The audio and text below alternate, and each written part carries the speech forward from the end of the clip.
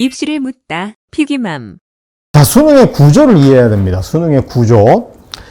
우선 총 5과목입니다. 국어, 수학, 영어, 한국사, 그 다음에 탐구. 요거 4교시에 요걸 묶어서 봐요.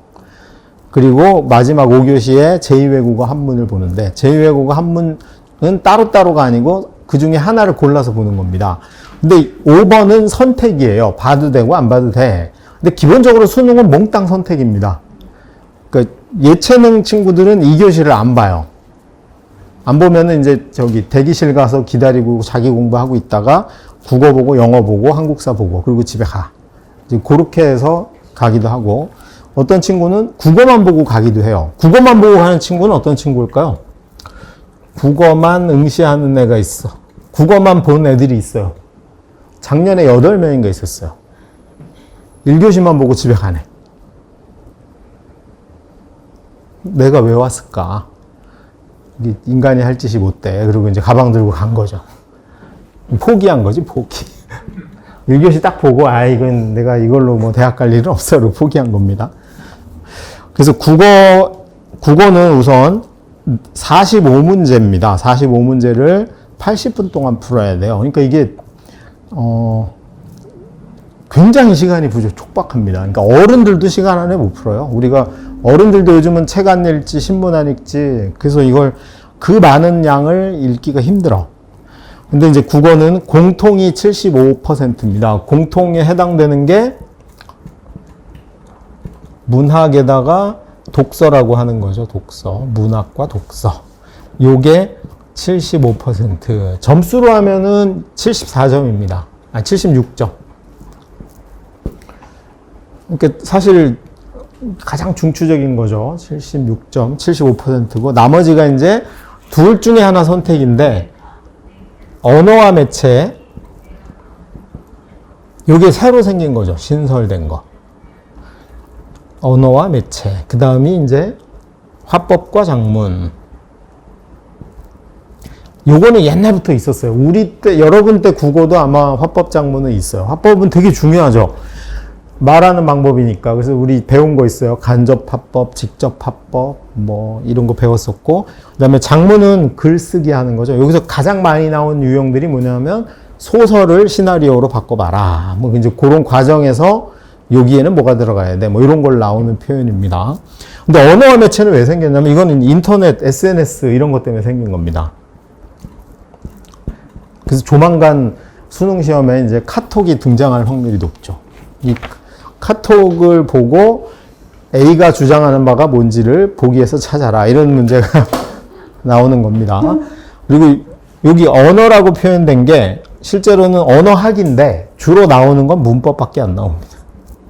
그래서 이건 문법하고 그 새로운 뉴 미디어를 어떻게 할 것이냐, 뭐 그거라고 보시면 돼요. 근데 아마 이 중에 대부분은 요거 화법과 작문을 선택할 확률이 높습니다. 화법 작문이 원래 관행대로 해왔던 거고 별로 공부할 게 없어요. 왜냐면 평소에 자기가 한국말 쓰고 살던 애들이면 얘는 준비를 별로 안 해도 되는데, 얘는 문법 같은 거 공부를 해야 돼. 그래서 아마 요걸로 대거 갈 확률이 높습니다. 요게 국어고 1교시에 보죠. 그래서 이제 난이도도 어렵고 문장도 긴데 1교시에 보니까 이제 의견들이 있었어요. 국어를 뒤로 좀 빼자. 부담 없는 한국사를 1교시에 보자. 막 이런 걸 얘기를 했고, 그 김동욱 선생님이라고 대치동에 유명한 1타 국어 선생님이 있습니다. 김동욱 선생님은 애들한테 항상 뭘 강조하냐면 6시에 일어나서 2시간의 뇌를 깨운 상태로 8시에 국어 시험을 봐야 된다.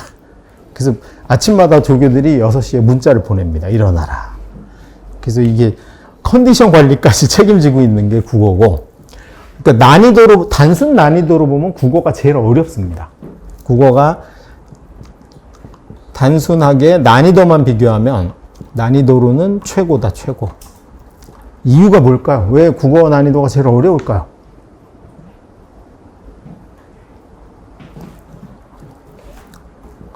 국어, 수학, 과학이 있어요. 예를 들면 물리가 있다고 쳐봐. 그러면 국어는 한국말로 하죠. 수학은 수학어로 하잖아. 여기 문맹률이 높아요. 수포자가 이미 쫙 깔려 있어가지고 수학나라 언어의 문맹자가 많은 거예요. 그래서 막 루트까지는 이해가 되지만 막 인테그랄 이런 거 나오면 막 기절하는 애들이 있는 거죠. 그래서 여기는 실제 자기 실력으로 보는 애가 몇 명 안 되고 이거는 우리말이니까. 근데 물리를 하면은 또 이제 막 T는 어쩌고 나오면 막 화가 나는 애들이 많은 거죠. 그래서 실제로는 정상적인 컨디션에서 전체 문제를 읽고 풀 수 있는 게 얘밖에 없어요. 여기는 어쨌든 깔아주는 거잖아. 근데 이게 절대평가하면 상관이 없어요. 무조건 어렵게 내면 돼. 근데 수능은 우리가 무슨 평가야?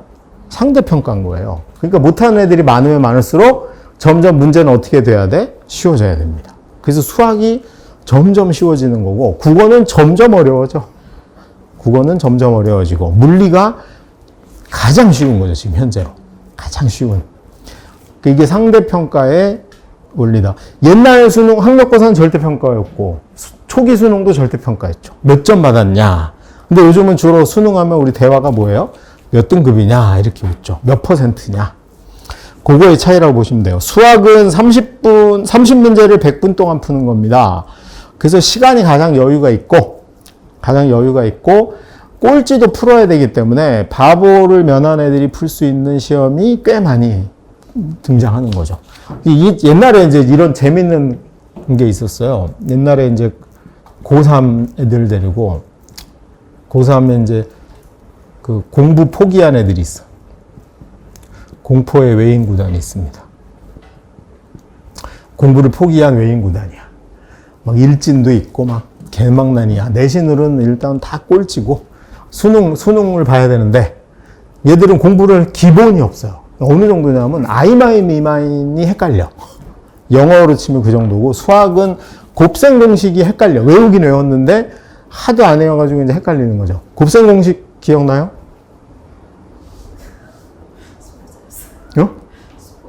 아무리 스포자도 곱셈 공식을 우리가.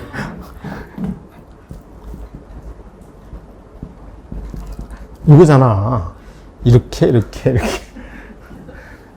자, 근데 저게 막 헷갈리는 애들. 그런 애들이 이제 여기에 해당됩니다.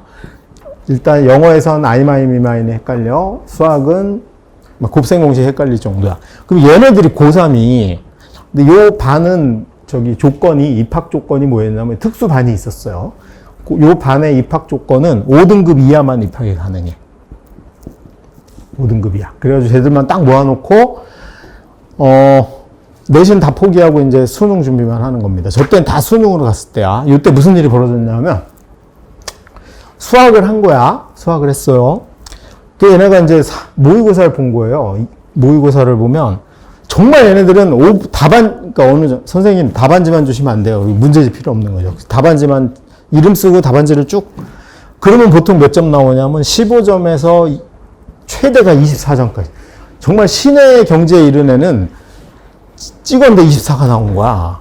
그래서 얘들은 흥미가 이거죠. 내가 5분 만에 풀었는데 몇 점 나오냐. 100점이 만점일 때. 이때는 절대평가였어요. 딱 이거를 하고 있는데 이 중에 한 놈이 여기를 와가지고 공부를 정말 방학 때 열심히 한 거예요. 1월, 2월에. 그때는 12월부터 한 석 달을 거의 막 강제 노동 수용소처럼 맞아가면서, 옛날에 맞아도 했으니까. 맞아가면서 엄청나게 공부를 한 거야. 그래가지고 드디어 이제 3월 모의고사를 탁 보러 간 거죠. 드디어 어머님한테 내가 태어나서 처음 효도를 할 수 있다. 그래가지고 가가지고 정성스럽게 1번부터 모든 문제를 다 푼 거야. 그래서 몇 점 나왔냐면 8점 나왔습니다. 그래서 얘가 자기는 살 필요도 없다. 인생의 의미가 없다. 선생님, 내가 석 달을 이렇게 공부했는데 이게 무슨 일이죠? 그래가지고 자기 그만두겠다고 온 거죠. 그래서 얘를 이제 선생님들이 모여서 잡는데 온갖 논리로 설명을 합니다. 처음엔 그런다. 왜? 네가 풀었는데 그게 제대로 된 거 일리가 없다. 이제 우리는 발을 뗀 거다. 이해되시죠? 찍는 게 그러니까 이 정도 점수가 나오는 건데 얘가 다 풀었어. 답 사이로 막 간 거야. 뭐 어떤 건 3, 3은 8로 계산해서 틀리고 별짓을 한 거죠. 그래서 이제 이런 일이 벌어졌습니다. 우리나라 수능 수학의 현실은 이겁니다. 그런데도 수능 수학을 정책 결정하는 나쁜 놈, 신 분들은 수학과 교수들이잖아. 그래서 한다는 소리가 이런 애가 반인데 미적분을 안 하면 나라가 망한다. 기아 요번에 선택하냐 마냐 가지고 또 난리를 피고. 근데 어쨌든 여담이긴 하지만 이 친구는 나중에 열심히 공부해서 고대를 갔어요. 고대 합격. 정말 신화 같은. 그래서 3월에 한 달 울다가 이제 4월부터 다시 공부해가지고 수능 성적도 수학도 올라가고 국어, 영어 다 올라가서 고대에 합격을 했어요. 아주 훌륭한 친구입니다. 근데 수학의 현실은 이겁니다. 30문제를 100분에 풀지만, 그러니까 어떤 걸 해줘야 돼요, 자꾸? 그 애들도 찍는 걸 면한 일부 애들이 몇 개는 풀 수 있어야 돼. 그런 꿈과 희망을 주는 구조를 수학이 갖고 있다. 그래서 수학은 점점 쉬워질 확률이 굉장히 높은 과목이라고 보시면 돼요. 그 다음에 여기도 공통이라는 게 있죠. 공통. 수학에서의 공통은 수원수투입니다. 공통이 수학1, 수학2죠. 요게 몇 퍼센트 나오냐면 75% 나옵니다. 점수로 하면은 74점. 74점. 이것만 다 맞아도 뭐 훌륭한 점수가 나옵니다. 나머지는 찍어서 8문제 찍어서 맞추면 되니까. 이렇게 구성되어 있는데 수원이 뭐 배우는 거냐면 수원이 옛날 기억을 한번 되살려 보세요. 수원이 1, 2 지수함수 로그 함수예요. 기억나세요? 그 다음이 이제 2단원이 뭐냐면 삼각함수입니다. 옛날엔 문과도 삼각함수를 다 배웠거든요. 지금 이제 다시 배우게 됐어. 요 전 세대는 안 배웠던 거죠. 삼각함수 자체를 안 배웠어. 그리고 마지막이 수열입니다. 요렇게 세 단원. 요게 수원이에요. 그리고 이제 여기 수2가 뭐냐면 함수의 극한. 이 문과 애들이 이것만 나오면 기절하는 거죠. 극한. 문과는 이걸 이해를 못해. 무한대로 접근한다. 그러면 철학으로 넘어가죠. 함수의 극한이 1단원이고, 그 다음에 이제 미분, 적분의 기본 개념을 배웁니다. 요게 수원수투예요. 요게 대한민국의 모든 애들이 무조건 시험 봐야 되는 6개 단원입니다. 요게 수원수투고, 이제, 그 다음에 선택은 미적분, 그 다음이 확률과 통계, 근데 마지막으로, 기하. 요 3개 중에 하나를 골라서 보는 건데, 그게 이제 8문제 나오고 24점입니다. 요게 선택이 요 중에 하나, 택 1이야. 택 1이고, 8문제 나오고 24점. 26점. 이렇게 구성되어 있습니다. 그래서 근데 문과가 확률 통계를 주로 하는 거고, 이과가 둘 중 하나를 선택해라. 이렇게 대학이 조건을 달아놨어요. 그래서 이과 가는 애들은 어쩔 수 없이 확률 통계를 할 수 없는 그런 구조죠. 그래서 수학은 이렇게 구성이 되어 있고요. 영어는 45문제를 70분에 푸는 거고, 역시 듣기가 있습니다. 국어는 듣기가 있다가 없어졌는데 영어는 여전히 듣기가 있고요. 요즘은 듣기 틀린 애는 없는 것 같아요. 뭐 일진들도 맞춰. 해외로 진출하기 위해서 미리 연습을 하는 건지 어쨌든 영어 듣기는 그냥 액세서리고 뒤에 거를 이제 푸는 게 저긴데, 얘는 절대평가입니다. 그래서 90점이 넘으면 1등급이야. 90이 넘으면. 영어는 절대평가다. 성적표에도 뭐가 안 나와요. 몇 점인지, 100분위가 몇 점인지 아무것도 안 나오고 오로지 뭐만 딱 써 있어요. 그냥 1, 2 이거만 써 있어. 그리고 제일 미련한 애가 영어 100점 받는 애다. 이렇게 우리가 농담으로 합니다. 도대체 그걸 왜 다 맞는데. 영어는 뭐 이렇게 수능에서는 이제 큰 이슈는 아니고 듣기 평가 17문제인데 진짜 요즘 애들은 영어를 듣기를 틀리는 거의 없더라고요. 이건 기본 점수처럼 돼 있는 거고. 그다음에 한국사가 20문제를 30분에 푸는 겁니다. 이게 모든 수험생이 응시를 해야 돼. 필수입니다. 그래서 이제 올해 수능 몇 명 받냐를 계산할 때 무조건 뭘로 하는 거야? 한국사 인원으로 계산합니다. 그래서 한국사 몇 명 받냐가 올해 몇 명 받냐. 제일 많이 봐요. 모든 애들이 다 봐. 역시 한국사도 뭐로 써 있어요? 한국말로 써 있잖아. 그리고 애들이 요즘 드라마를 봤기 때문에 대충 알아요. 그 다음에 이제 사회, 과학, 탐구. 요게 탐구라고 부르는 건데 요 중에 한 과목에 20문제를 30분 동안 푸는 건데 2개를 봐야 됩니다. 직업 탐구는 저기 특성화고 애들만 보는 거고요.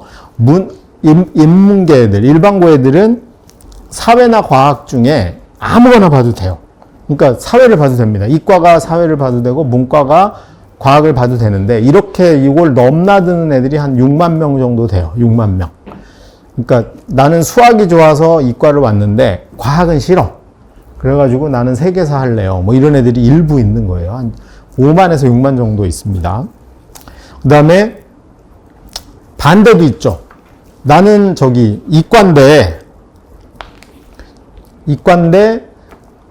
이과니까 뭐냐면 과학을 봐요. 근데 수학은 못하겠어. 이과 수학은 못하겠어. 그래가지고 수학만 확률 통계를 보는 애들. 나는 미적분이나 기하는 너무 어려워서 하기 싫어가지고 확률 통계만 볼래요. 이런 애들도 있는 거죠. 그런 애들이 합해서 그 정도 인원이라고 보시면 돼요. 그 다음에 제2외국어는 역시 과목당 30문제를 40분에 푸는 겁니다. 요거는 어느 정도 수준이냐면 우리 옛날 중학교 1학년 영어 수준? I am Tom, you are Jane. 그런 수준의 교과서를 이렇게 푸는 겁니다. 그게 되게 쉬운 편이에요. 그 다음에 이제 밑에 보시면 절대평가인 거 점수를 주는 방식입니다. 한국사는 40점이 넘으면 1등급이에요.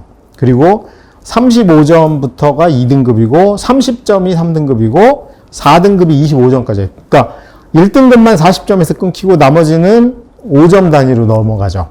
그리고 대부분 이걸 반영할 때 대학들이 문과는 3등급 이상은 만점 처리를 해줘요. 그러니까 감점을 안 해. 3등급은.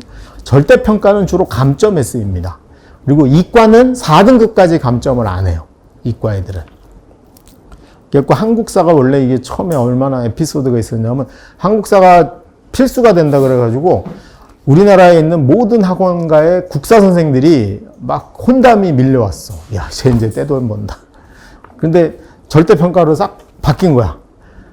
그래서 여전히 다 이제 한국사 선생들은 설민석 선생은 텔레비에 데뷔를 하고 별로 이제 별별 일이 없어진 거죠. 한국사는. 그 다음에 영어는 100점 만점이기 때문에 90점, 80점, 10점 단위로 끊깁니다. 그래서 영어도 감점 제도예요. 근데 이 감점 제도는 수능 편에서 알아보지 않고 나중에 이제 정시할 때 알아볼 텐데, 뭐 서울대 같은 경우는 영어를 2등급 받으면 0.5점 감점합니다. 그러니까 그냥 틀려도 돼. 상관이 없어. 뭐 그런 게 있고, 문과는 좀 비중이 높아요. 4점, 2등급 되면 4점이 깎이는 경우도 있다. 그 다음에 이제 제2외국어는 요구하는 대학만 필수예요. 이걸 요구하지 않는 대학이 많겠어요? 제2외국어 꼭 봐라가 많겠어요? 안 하는 애가 많겠죠. 그래서 제2외국어는 상위권 대학 가려는 애들만 일부러 봅니다. 그리고 이것도 역시 3등급 받으면 만점 처리를 하기 때문에 아랍어가 왜 인기 있냐 하면, 선생님 답안지만 주세요. 그리고 쭉 찍어도 한 25점쯤 받으면, 문자 정도만 알면 감점 없이 대학을 갈 여지도 있다. 그런 면에서 아랍어가 여전히 인기를 구가하고 있는 편입니다. 자, 넘겨볼게요. 역시 이 페이지도 그것에 대한 추가적인 건데, 요거는 공식적으로 교육과정 평가원에서 지금 고2 애들부터 보는 수능은 이렇다라고 해서 자료를 만들어 둔 겁니다. 거기에 나온 건데, 문항수만 좀 추가됐죠. 국어 보면은 2점, 3점으로 돼 있습니다. 그러니까 45문제로 100점을 만들어야 되니까 2점, 4점으로 돼 있고요. 수학은 2점, 3점, 4점으로 돼 있습니다. 2점짜리 문제는 3문제밖에 없어요. 대부분 3점과 4점으로 돼 있고요. 그 다음에 영어는 2점, 3점으로 구성돼 있고, 한국사도 2, 3점. 그 다음에 제2외국어는 1, 2점으로 돼 있어요. 1, 2점. 그래서 뭐 그런 구성이다만 알아두시면 될 것 같아요. 일단 다음에 3페이지를 가보면 국어가 어떻게 바뀌었는지 잠깐 볼게요. 기존의 수능은 이렇게 본 거예요. 화법 작문이 15개, 문학이 15개, 독서가 15개 이렇게 돼 있었어요. 그러니까 화법 작문의 비중이 상대적으로 컸었죠. 컸었어요. 그래서 이제 수능 강의를 듣거나 애들이 공부할 때 화작도 같은 비중을 두고 막 공부하는 추세였었는데, 이게 이제 바뀌면서 화법작문이나 언어와 매체는 4문제가 줄었어요. 그래서 11문제로 줄었고 오히려 문학과 독서가 비중이 늘어난 거죠. 문학과 독서의 비중이 늘어났다. 그러면 어떻게 돼요? 난이도가 어떻게 될까요? 상승할 확률이 높죠. 화법작문이 훨씬 쉽기 때문에. 다음 페이지에 수학의 구조를 보면 수학의 구조, 기존에는 어떻게 했냐면 지금 올해 고3이죠. 올해 고3. 올해 고3은 수원수투 여기를 다 보고 그 다음에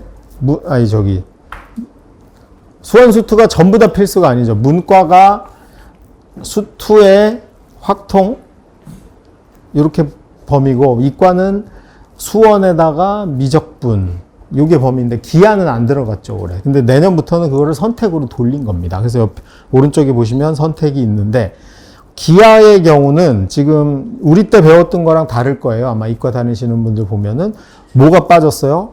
공간 벡터가 없어졌습니다. 원래 평면 벡터가 있고 공간 벡터가 있는데 공간 벡터가 없어져 가지고 기하가 무지하게 쉬워졌어요. 근데 그 중에서도 또 8문제를 내려고 보면은 낼 데가 없다는 거야. 이게 교사들이나 강사들이나 아니면 대학 교수들도 평면 공간 벡터가 사라졌는데 뭘로 내? 그래서 기하가 무지하게 쉬울 거다라고 지금 예상은 하고 있습니다. 무지하게 쉬울 거다. 근데 우리는 절대평가가 아니기 때문에 쉽다고 꼭 좋은 건 아니기 때문에 애들 입장에서는 아마 미적분을 훨씬 많이 선택할 확률이 높습니다.